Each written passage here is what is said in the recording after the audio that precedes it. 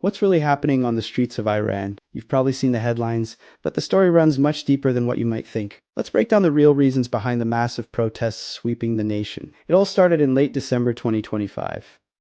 Imagine the value of your money suddenly plummeting. That's what happened in Iran. The national currency, the Riyal wall, collapsed, and inflation went through the roof. Suddenly, basic necessities like food and medicine became unaffordable for millions. People were struggling with skyrocketing prices, massive unemployment, and growing poverty.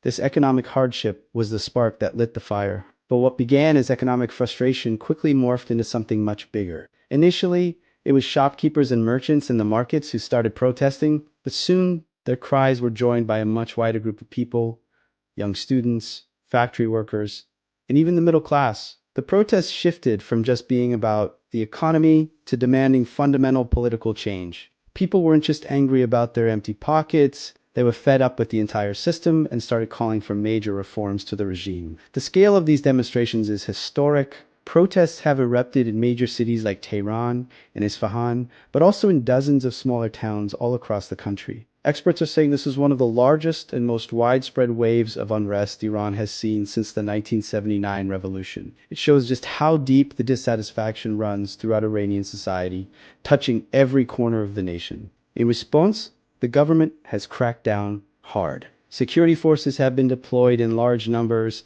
and reports from activist groups on the ground paint a grim picture. They claim hundreds have been killed and thousands have been arrested in an attempt to crush the movement. The government is using force to try and regain control, but the protesters have shown incredible resilience so far. To further control the situation, the authorities pulled a familiar move. They shut down the internet. A near total blackout was imposed across the country. This makes it incredibly difficult for protesters to organize, share information, or show the world what's happening. It's a tactic designed to isolate the movement and control the narrative, both inside and outside of Iran. The situation has also grabbed the world's attention, ratcheting up international tensions. Leaders from around the globe, including former US officials, have voiced their support for This has angered the Iranian government, which sees it as foreign interference.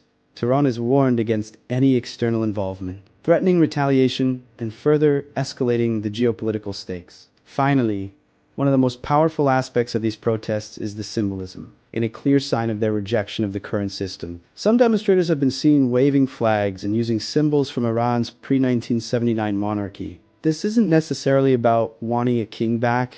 It's a powerful statement of deep dissatisfaction with the Islamic Republic and a yearning for a completely different future. It shows that for many, this is no longer about reform, it's about a revolution and how their country is governed. This is a critical moment for Iran, and the world is watching.